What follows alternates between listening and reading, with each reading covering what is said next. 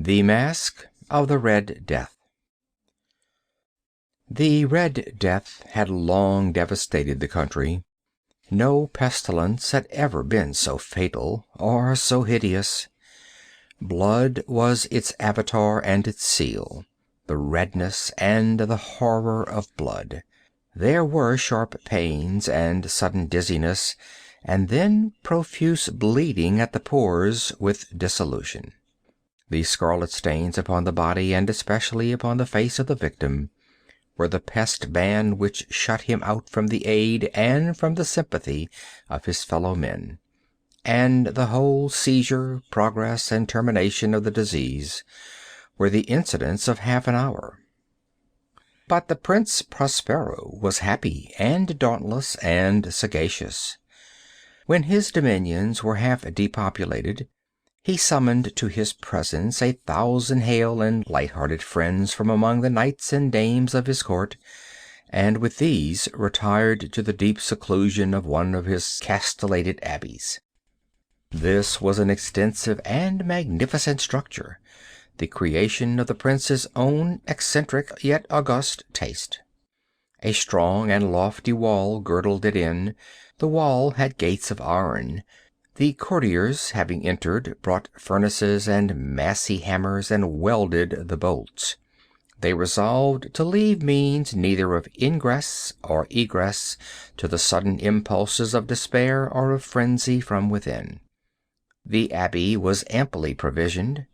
With such precautions the courtiers might bid defiance to contagion. The external world could take care of itself. In the meantime, it was folly to grieve or to think. The prince had provided all the appliances of pleasure. There were buffoons, there were improvisatori, there were ballet dancers, there were musicians, there was beauty, there was wine. All these and security were within. Without was the Red Death. It was toward the close of the 5th or 6th month of his seclusion, and while the pestilence raged most furiously abroad, that the Prince Prospero entertained his 1,000 friends at a masked ball of the most unusual magnificence. It was a voluptuous scene, that masquerade. But first let me tell of the rooms in which it was held. There were 7, an imperial suite. In many palaces, however, such suites form a long and straight vista, while the folding doors slide back nearly to the walls on either hand, so that the view of the whole extent is scarcely impeded. Here the case was very different, as might have been expected from the Duke's love of the bazaar. The apartments were so irregularly disposed that the vision embraced but little more than one at a time. There was a sharp turn at every 20 or 30 yards, and at each turn a novel effect. To the right and left, in the middle of each wall, a tall and narrow Gothic window looked out upon a closed corridor which pursued the windings of the suite. These windows were of stained glass, whose color varied in accordance with the prevailing hue of the decorations of the chamber into which it opened. That of the eastern extremity was hung, for example, in blue, and vividly blue were its windows. The second chamber was purple in its ornaments and tapestries, and here the panes were purple. The third was green throughout, and so were the casements. The fourth was furnished and lighted with orange, the fifth with white, the sixth with violet.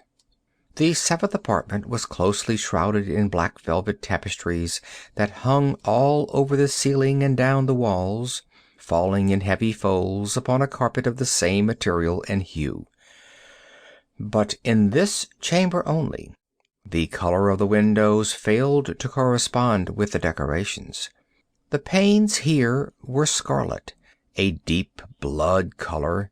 Now in no one of the 7 apartments was there any lamp or candelabrum, amid the profusion of golden ornaments that lay scattered to and fro or depended from the roof.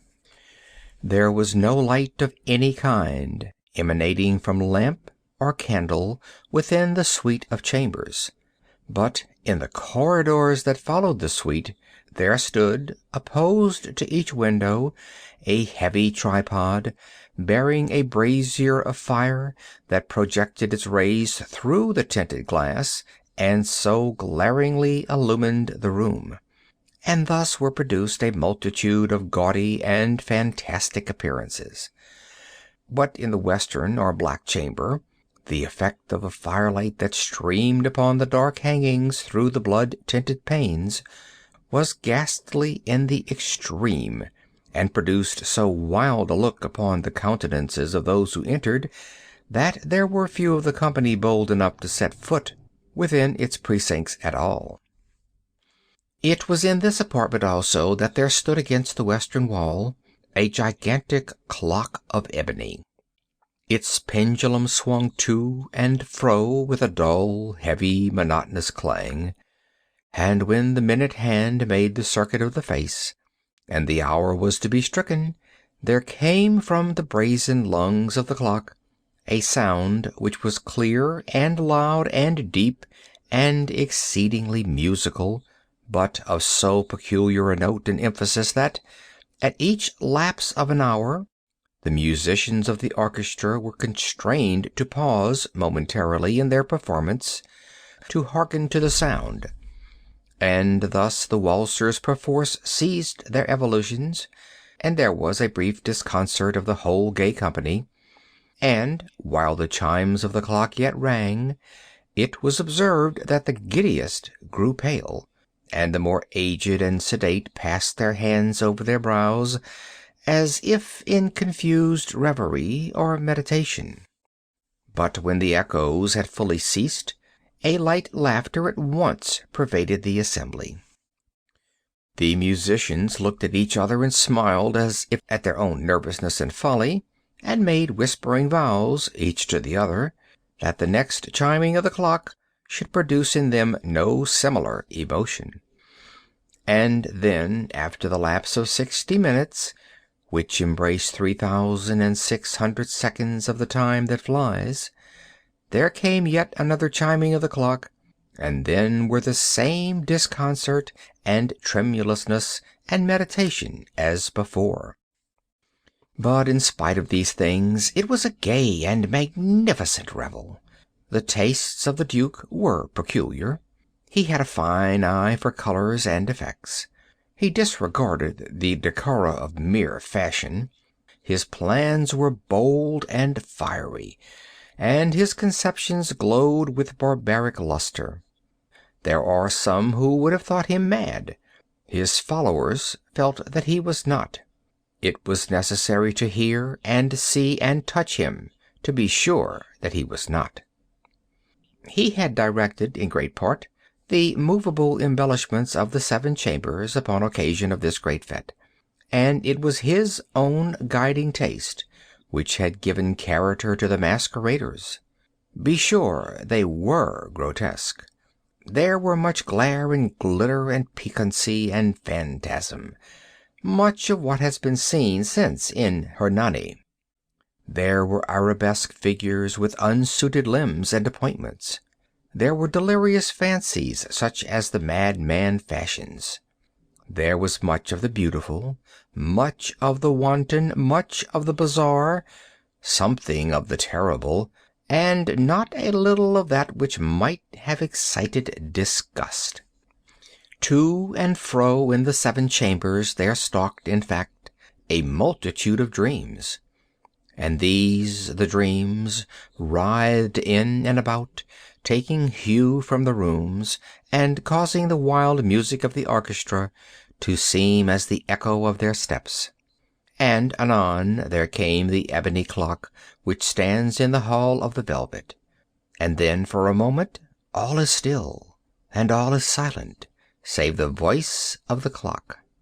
The dreams are stiff frozen as they stand, but the echoes of the chime die away, they have endured but an instant, and a light, half-subdued laughter floats after them as they depart.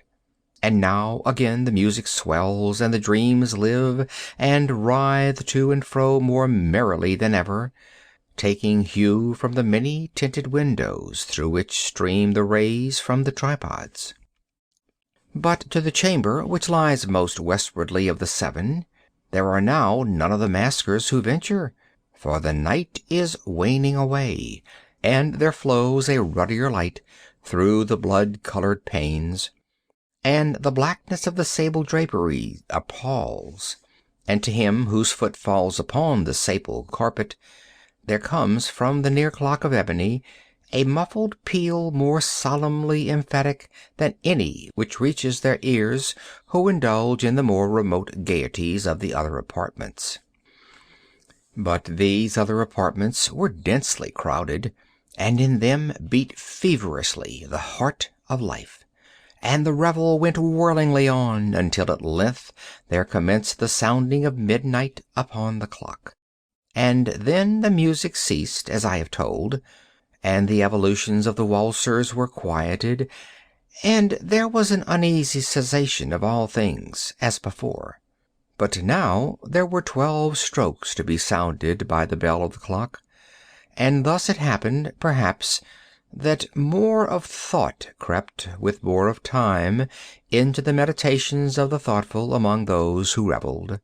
And thus, too, it happened perhaps that before the last echoes of the last chime had utterly sunk into silence, there were many individuals in the crowd who had found leisure to become aware of the presence of a masked figure which had arrested the attention of no single individual before. And the rumor of this new presence having spread itself whisperingly around, there arose at length from the whole company a buzz, a murmur, expressive of disapprobation and surprise, then, finally, of terror, of horror, and of disgust.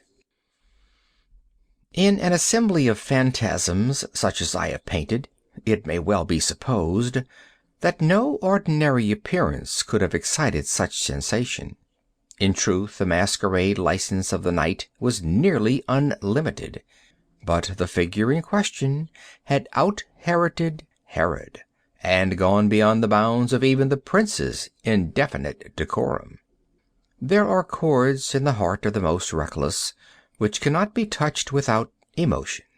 Even with the utterly lost, to whom life and death are equally jests, there are matters of which no jest can be made.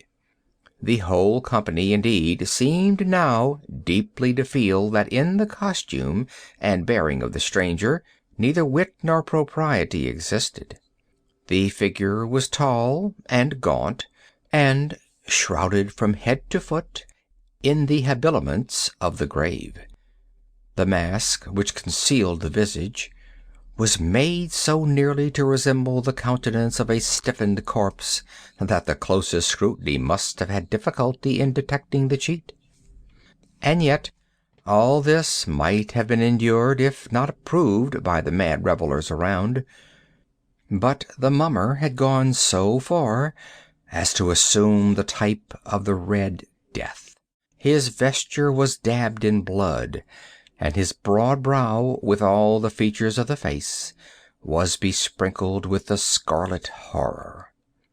When the eyes of Prince Prospero fell upon this spectral image, which, with a slow and solemn movement, as if more fully to sustain its role, stalked to and fro among the waltzers, he was seen to be convulsed in the first moment with a strong shudder, either of terror or distaste, but in the next his brow reddened with rage. "Who dares?" he demanded hoarsely of the courtiers who stood near him. "Who dares insult us with this blasphemous mockery? Seize him and unmask him, that we may know whom we have to hang at sunrise from the battlements."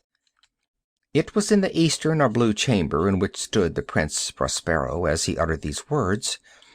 They rang throughout the 7 rooms loudly and clearly, for the prince was a bold and robust man, and the music had become hushed at the waving of his hand.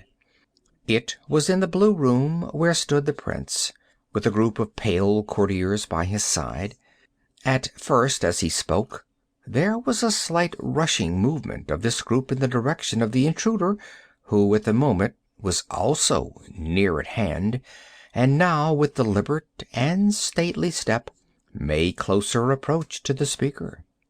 But from a certain nameless awe with which the mad assumptions of the mummer had inspired the whole party, there were found none who put forth hand to seize him, so that, unimpeded, he passed within a yard of the prince's person, and while the vast assembly, as if with one impulse, shrank from the center of the rooms to the walls, he made his way uninterrupted, but with the same solemn and measured step which had distinguished him from the first, through the blue chamber to the purple, through the purple to the green, through the green to the orange, through this again to the white, and even thence to the violet, ere a decided movement had been made to arrest him. It was then, however, that the Prince Prospero, maddened with rage and the shame of his own momentary cowardice, rushed hurriedly through the 6 chambers, while none followed him on account of a deadly terror that had seized upon them all. He bore aloft a drawn dagger, and had approached in rapid impetuosity to within 3 or 4 feet of the retreating figure, when the latter, having attained the extremity of the velvet apartment, turned suddenly and confronted his pursuer. There was a sharp cry, and the dagger dropped gleaming upon the sable carpet, upon which, instantly afterwards, fell prostrate in death the Prince Prospero. Then, summoning the wild courage of despair, a throng of the revelers at once threw themselves into the black apartment, and seizing the mummer, whose tall figure stood erect and motionless within the shadow of the ebony clock, gasped in unutterable horror at finding the grave cerements and corpse-like masque which they handled with so violent a rudeness untenanted by any tangible form. And now was acknowledged the presence of the Red Death. He had come like a thief in the night, and one by one dropped the revelers in the blood-bedewed halls of their revel, and died each in the despairing posture of his fall. And the life of the ebony clock went out with that of the last of the gay, and the flames of the tripods expired, and darkness and decay and the Red Death held illimitable dominion over all.